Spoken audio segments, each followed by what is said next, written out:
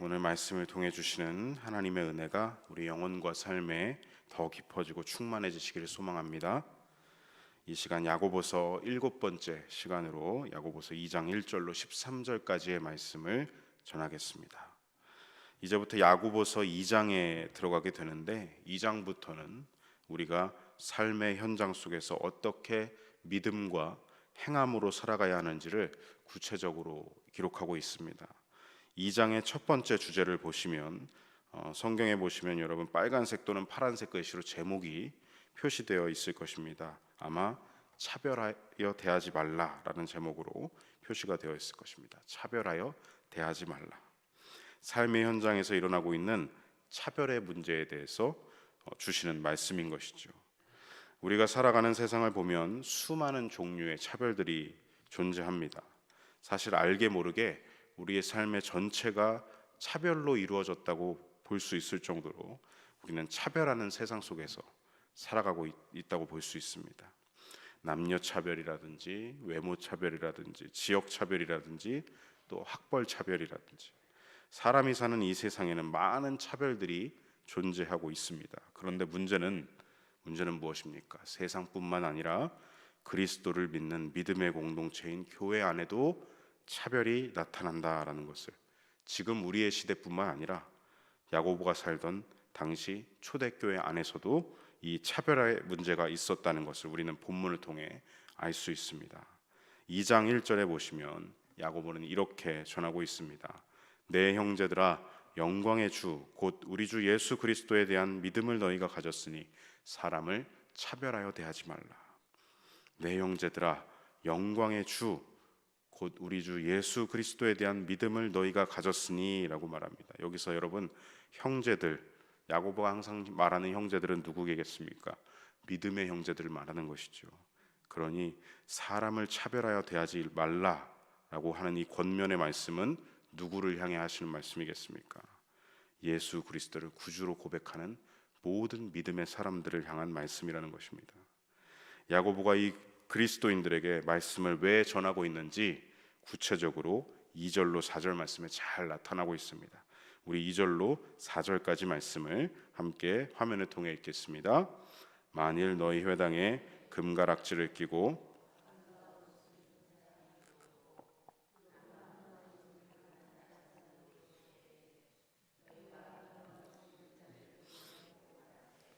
여기 좋은 자리에 앉으소서 하고 또 가난한 자에게 말하되 너는 거기 서 있든지 내 발등상 아래 앉으라 하면 너희끼리 서로 차별하며 악한 생각으로 판단하는 자가 되는 것이 아니냐. 여기 보시면 교회 안에 차별의 일이 있었는데 구체적으로 어떤 사례인지를 알 수 있죠. 예배당에 나오는 성도들 중에 부자이고 권세 있는 자가 있었고 가난하고 낮은 자가 있었습니다. 그런데 그들에 대한 자리 차별이 있었다라는 것이죠. 사람들의 행색과 외모에 따라 대하는 태도에서부터 차별이 있었다라는 것을 알 수 있습니다.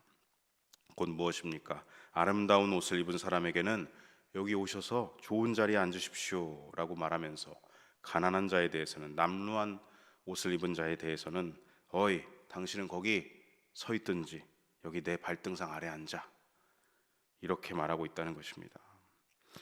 내 발등상 아래 앉아 이건 무슨 말이겠습니까? 내 발판 아래 앉으라는 것이죠. 즉 너는 나보다 한참이나 낮은 인간이야. 내가 너보다 높아 라는 의미가 되는 것입니다. 상대방에게 상당한 굴욕을 주는 말입니다. 교회 내에서 이런 일이 있었다는 것이죠. 예배당에 나오는 성도들 안에서 말입니다. 당시 교회 내에서 이렇게 사람을 사람으로 보지 않는, 여러분 사람은 무엇입니까? 하나님의 형상 아니겠습니까? 사람을 하나님의 형상으로 보지 않고 존재 그대로를 보지 않았다는 것입니다. 사람을 사람으로 보지 않는다.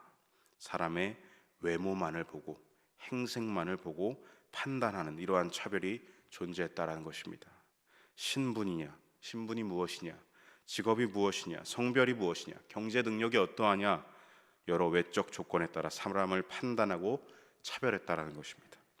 야고보는 이것에 대해서 4절에서 분명하게 말하고 있습니다.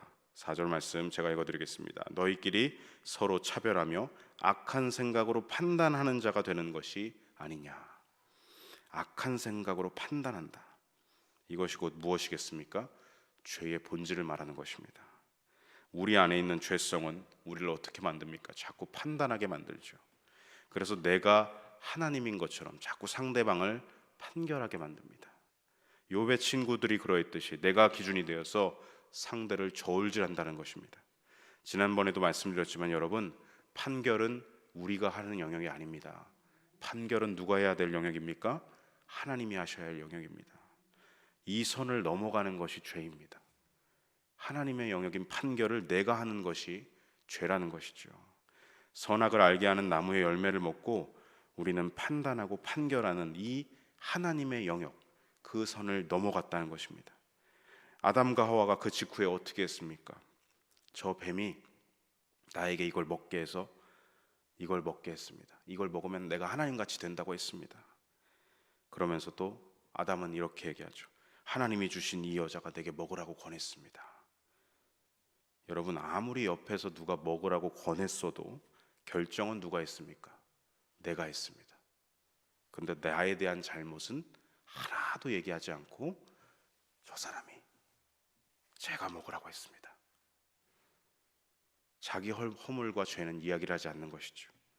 이것을 여러분, 세상에서는 이렇게 말합니다. 내로남불이라고 하죠. 내가 하는 건 다 맞고 남이 하는 건 다 틀리다. 나는 선하고 너는 악하다. 마치 나 자신은 절대 무흠한 것 같고 절대 무결한 하나님이 된 것처럼 말입니다. 이 지독한 죄의 본성, 그래서 사람은 이 죄성 때문에 어떻게 합니까? 끊임없이 판단하고 저울질합니다. 세상 사람들은 여러분, 우리가 왜 죄인이냐라는 말, 죄인이라는 말에 동의를 하지 못하죠. 내가 뭐 법을 어겼어? 내가 뭐 감옥에 갈 죄를 지었어? 내가 왜 죄인이야? 라고 합니다. 그러나 여러분, 세상이 말하는 죄가 아니라 성경이 말하는 죄는 무엇입니까? 내가 하나님 자리에 앉는 것입니다. 선악을 분별하는 판단의 영역을 넘어가서 끊임없이 저울질하고 판단하고 계산하는 존재가 된 것, 그것이 바로 죄인이라는 것입니다. 그래서 야고보가 오늘 본문에서 사람을 차별하여 대하는 것을 사람마다 어떤 성품의 문제나 인격의 문제다라고 하지 않고 명확하게 악한 생각이다, 죄라고 말하고 있는 것입니다. 사람을 보면서 악한 생각으로 이렇게 판단하고 있습니다. 아, 저 사람은 좋은 옷을 입었네. 내가 대접을 잘해주면 나에게 경제적으로든 사회적 지위적으로든 이득이 될 것 같아. 뭐야, 저 사람 또 왔어? 옷은 또 왜 저래? 내가 잘해줘봤자 도움은커녕 피해만 입겠어. 사람을 외모로 보면서 어떻게 하고 있습니까? 나에게 상대가 유익을 주는지 아니면 피해를 주는지 저울질하고 계산하고 있다는 것입니다. 그리고 계산을 마치고 우리는 판단합니다. 차별 대우해야 되겠다. 그래서 좋은 사람한테는 어떻게 합니까? 좋은 옷을 입은 사람에겐 아이고 어서 오십시오. 여기 좋은 자리 제가 맡아놨습니다. 여기 앉으세요. 라고 하는 것이고, 남루한 행색을 보이는 사람에게는 이봐, 당신 거기 가서 서 있든지 여기 내 발밑에 앉아. 라고 얘기하는 것이죠. 세상에서는 아마 이런 부분에 있어서 지혜롭다라고 말할 것입니다. 처세술이 좋은 거야. 대처가 빨랐어. 끊을 것은 빨리 끊고 손절을 잘해야지. 지혜롭게 잘했네. 세상에서는 아마 이렇게 말하겠죠. 하지만 성경 말씀은 우리에게 이것에 대해서 분명히 말하고 있습니다. 이것은 악한 생각이다. 성도 여러분, 내가 무엇인데, 우리가 무엇이고 한데 하나님이 지으신 형상을, 하나님이 지으신 존재를 판단할 수 있겠습니까? 도대체 내게 무슨 지위가 있어서, 무슨 권한이 있어서 선하신 하나님이 지으신 존재인데 어떻게 내가 임의로 너는 선하고 너는 악하다 라고 판단할 수가 있겠습니까? 여러분, 판단하는 순간 그것은 곧 내가 하나님이 되겠다라는 말과 똑같은 것입니다. 우리는 이 주시는 말씀을 통해서 차별대우라는 이면 안에 있는 악한 교만의 죄성, 이것을 발견해야 하는 것입니다. 더 나아가서 우리는 하나님 앞에서 스스로 낮아지셨던 예수님처럼 그 보이신 겸손의 마음과 삶의 태도를 본받아 살아가야 합니다. 사랑하는 성도 여러분, 야고보는 이렇게 사람을 외모로 계산하고 판단하는 것을 분명히 악한 죄다라고 말하고 있습니다. 왜냐하면 예수님을 모르는 세상 사람들은 판단과 차별이 죄라는 것을 죄로 인식하지 않습니다. 받아들이지도 않습니다. 그리스도를 믿는 믿음 안에 들어온 성도들은 어떻게 합니까? 이것이 죄라는 것을 분명히 알아야 했기 때문에, 죄를 죄로 알아야 했기 때문에 야고보가 이렇게 강하게 권면하고 있는 것이죠. 여러분, 죄를 죄로 알았다면 그 다음 스텝은 어떻게 해야 됩니까? 야고보는 그 다음으로 죄를 죄로 알았다면 우리 구주 예수님을 바라보라 라고 권면하고 있습니다. 우리 주님은 어떠셨습니까? 우리를 향해 계산하지도 않으셨고 차별하지도 않으셨습니다. 오늘 본문 1절 말씀에 이렇게 기록되어 있습니다. 내 형제들아, 영광의 주 곧 우리 주 예수 그리스도에 대한 믿음을 너희가 가졌으니 사람을 차별하여 대하지 말라. 야고보는 예수님을 향해서 영광의 주다라고 꼭 표현하고 있습니다. 여러분, 예수님께서 어떻게 영광의 주가 되셨습니까? 예수님은 하나님 앞에서 자신을 낮추셔서 인간으로 이 땅에 오셨습니다. 가장 낮고 낮은 저 베들레헴 시골 마굿간, 그것도 여러분 말 여물통, 말구유에서 누이셔서 태어나셨죠. 그렇게 오셔서 낮고 낮은 곳으로 오셔서 무엇을 하셨습니까? 죽기까지 순종하셨습니다. 그리고 마침내 부활과 승리, 하나님 보좌 우편에 앉으시는 영광의 주가 되신 것입니다. 예수님은 어떻게 하셨습니까? 그렇게 먼저 자신을 낮추셨습니다. 판단하지 않았고 자신을 낮추셨습니다. 하나님의 본체이신 그분께서 하늘 보좌를 버리고 스스로 비천한 자리로 나아가셨습니다. 그렇게 이 땅에 오신 예수님은 사람의 외모를 보고 계산하지도 않으셨고 차별하지도 않으셨습니다. 예수님의 공생애 동안 우리가 보는 것이, 복음서에 드러나는 공생애에서 보는 것이 바로 그러한 것들이죠. 대표적으로 한번 말씀을 보겠습니다. 누가복음 13장 10절로 16절 말씀을 보면 이런 내용이 나옵니다. 우리 화면을 통해서 함께 읽어보겠습니다. 예수께서 안식일에 한 회당에서 가르치실 때에 18해 동안이나 귀신 들려 앓으며 꼬부라져 조금도 펴지 못하는 한 여자가 있더라. 예수께서 보시고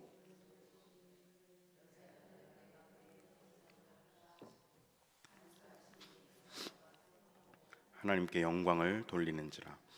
회당장이 예수께서 안식일에 병 고치시는 것을 분내어 무리에게 이르되, 일할 날이 엿새가 있으니 그동안에 와서 고침을 받을 것이요 안식일에는 하지 말 것이니라 하거늘, 주께서 대답하여 이르시되, 외식하는 자들아, 너희가 각각 안식일에 자기의 소나 나귀를 외양간에서 풀어내어 이끌고 가서 물을 먹이지 아니하느냐.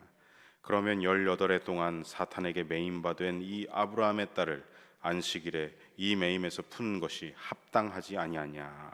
아멘.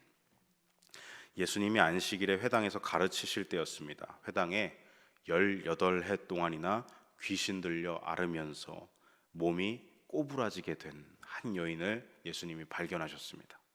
예수님은 그 여인을 치유하여 주셨고 그 여인을 향해 이렇게 말하셨습니다. 아브라함의 딸아 라고 부르셨습니다. 그러자 회당장이 옆에서 그걸 보고는 도대체 안식일에 뭐 하는 짓이오 라고 역정을 냅니다. 그러자 예수님은 18해 동안이나 사탄에게 매임받은 이 아브라함의 딸을 풀어주는 것이 합당하다라고 말씀하고 계십니다. 우리는 여기서 18해라는 기간과 아브라함의 딸이라는 말씀을 통해서 이 여인이 얼마나 유대 사회에서 외면받고 소외되어 왔는지를 알 수가 있습니다. 18해라는 기간을 통해 우리는 무엇을 알 수 있습니까? 그 오랜 세월을 귀신 들려 앓아서 몸까지 꼬부라졌다, 장애를 얻게 됐다는 것이죠.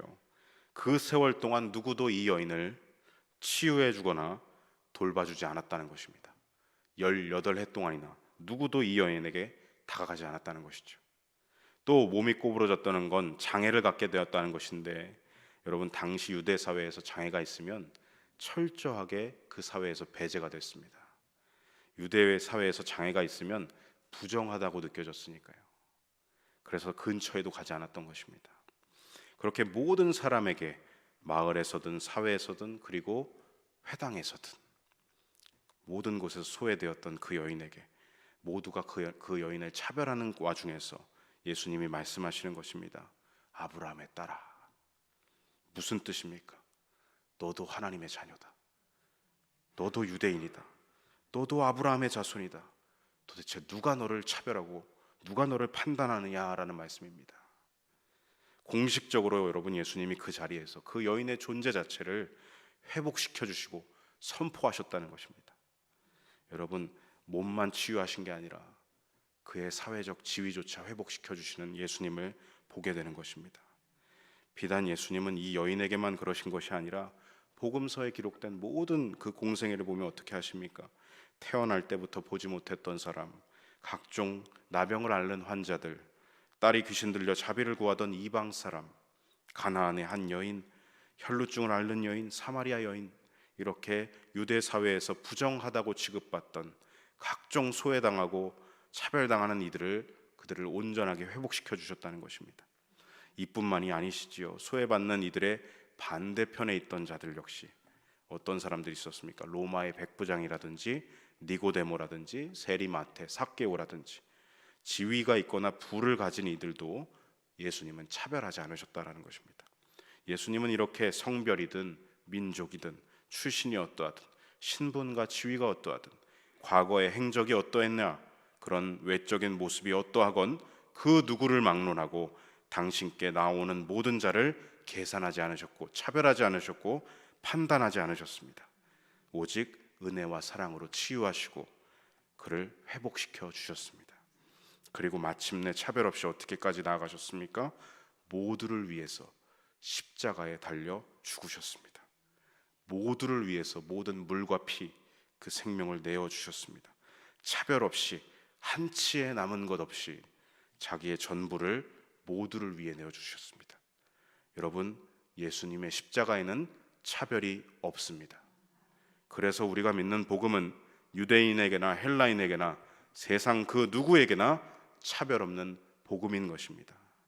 그래서 동양의 지금 우리나라, 대한민국, 우리나라 사람들도 복음을 믿게 된 것 아니겠습니까? 여러분, 그렇게 해서 예수님은 우리의 영광의 주가 되셨습니다. 그래서 야고보는 2장 1절에서 이렇게 전하고 있는 것이지요. 내 형제들아, 영광의 주 곧 우리 주 예수 그리스도에 대한 믿음을 너희가 가졌으니 사람을 차별하여 대하지 말라. 사랑하는 성도 여러분, 우리는 무엇을 가진 자들입니까? 자기를 낮추셔서 우리 모두를 부욕해 하신 예수님을 믿는 믿음을 가진 자들입니다. 그러므로 여러분, 사람을 차별하여 대하지 말라라고 권하는 것입니다. 예수님은 결코 사람에 대하여 나에게 득이 되는지 나에게 실이 되는지 계산하지도 않으셨고 판단하지도 않으셨고 차별하지도 않으셨기에 우리는 그러한 예수님을 믿는 사람들답게 그 길을 따라가야 한다는 것이죠. 5절로 12절까지 긴 말씀이지만 다 이 한 방향의 말씀을 전하고 있습니다. 그리고 마지막 12절 부분에 보시면 12절 화면을 통해서 함께 읽어보겠습니다. 너희는 자유의 율법대로 심판받을 자처럼 말도 하고 행하기도 하라. 아멘. 자유의 율법, 곧 복음을 말하는 것입니다. 우리는 복음대로 말하고 행해야 한다는 것입니다.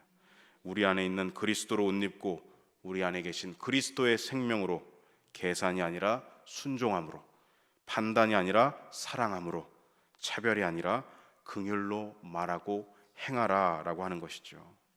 그리고 오늘 본문 마지막 13절 말씀을 함께 읽겠습니다. 긍휼을 행하지 아니하는 자에게는 긍휼 없는 심판이 있으리라. 긍휼은 심판을 이기고 자랑하느니라. 아멘. 긍휼은 심판을 이기고 자랑한다. 여러분, 주께 받은 긍휼대로 남을 긍휼히 여기는 자는 심판을 넘어서고 영광, 승리의 영광을 얻게 된다는 말씀입니다. 예수님께서 그러셨죠. 우리에게 보이셨던 그대로 심판을 넘어서고 그분은 승리의 부활의 영광을 얻으셨습니다. 그리스도께서 긍휼로 우리를 찾아오시고 긍휼로 십자가에서 모든 것을 다 내어주시고 마침내 구원과 승리의 영광을 얻으셨다라는 말씀을 지금 전하고 있습니다. 저는 오늘 이 말씀을 통해서 이런 생각을 해보게 됩니다. 적용을 해보게 됩니다. 만약 주님이 나를 차별하셨다면 내가 이 자리에 설 수 있었을까? 주님이 한 번이라도 나에게 이렇게 말씀하셨다면, 너 마음의 준비가 안 됐구나, 나사 하나가 빠진 것 같구나, 넌 여기 서 있을 자격이 없어, 나에게 그러셨다면, 그래, 그래도 온성이가 있으니까 들어는 와. 들어놓는데 저 구석에 가서 서 있어. 아니면 저 바닥에 가서 앉아 있어. 만약 주님이 나를 이렇게 차별하셨다면 내가 이 예배의 자리에, 말씀의 자리에 나올 수 있었을까라는 질문을 해보게 됐습니다. 여러분, 주님이 나를 차별하지 않으시고 받아주셔서 우리가 이 자리에 있는 것입니다. 내가 감히 하나님의 말씀을 전하는 이 자리에 어떻게 설 수 있지라는 질문을 저에게 해봤습니다. 정말 못나고 부족하고 연약하고 허물 많은 내가 어떻게 여기에 설 수 있을까? 답은 하나뿐이었습니다. 주님이 나를 차별하지 않으시고 받아주시기 때문에. 주님이 나에게 차별이 아니라, 판단이 아니라, 심판이 아니라 나를 긍휼히 여겨주셨기 때문에 내가 이 자리에 서는 것이구나. 그래서 하나님의 말씀을 전할 수 있는 것이고, 그래서 예배할 수 있는 것이다 라는 답을 하나님께 고백하게 되었습니다. 사랑하는 성도 여러분, 우리가 감히, 죄인인 우리가 어떻게 거룩하신 하나님 앞에 나올 수 있겠습니까? 우리가 도대체 무슨 자격이 있어서? 여러분, 우리의 자격과 어떤 노력 때문이 아니라 주님이 우리를 긍휼히 여겨주셔서 우리를 외모로 차별하지 않으시고, 우리의 허물을 판단하지 않으시고, 우리의 죄를 당장에 심판하지 않으시기 때문에, 긍휼히 여겨주시고 받아주시기 때문에, 그래서 우리가 지금 이 자리에 있는 줄로 믿습니다. 여러분, 오늘 마지막 말씀을 기억하시길 바랍니다. 긍휼은 심판을 이기고 자랑합니다. 우리는 주님께 긍휼을 입어서 심판을 이기고 자랑하는 자가 되었습니다. 그런 우리가 어떻게 교회 안에서 또 삶의 현장 속에서 차별과 계산과 판단하는 죄가 되어 살아갈 수가 있겠습니까? 여러분, 교회 공동체 안에서나 세상 속에서나 우리는 차별 없는 긍휼의 복음대로 말하고 행해야 할 줄로 믿습니다. 그래서 긍휼로 심판을 이기고 자랑하는 저와 여러분 되시기를 간절히 소망합니다. 아멘. 기도하겠습니다. 사랑의 하나님, 주님의 긍휼 때문에 우리가 이 자리에 있는 줄로 믿습니다. 우리를 대하여 계산하지도 판단하지도 차별하지도 않으시고, 오직 낮고 낮아지심으로 스스로 비천하게 되심으로 우리 모두를 부욕해 하신 주님의 한없는 사랑과 긍휼을 찬양합니다. 이 복음의 은혜와 영광으로 주의 교회를 덮어주시고 우리의 삶 속에 임하여 주시옵소서. 날마다 저희들의 일상 속에도 주의 긍휼과 사랑의 마음을 부어주셔서 이 마지막 때에, 이 강팍해지고 더 차별과 폭력으로 강팍해지는 이 땅 가운데서 주님의 자녀답게, 긍휼을 입은 자녀답게 살아갈 수 있도록 인도하여 주시옵소서.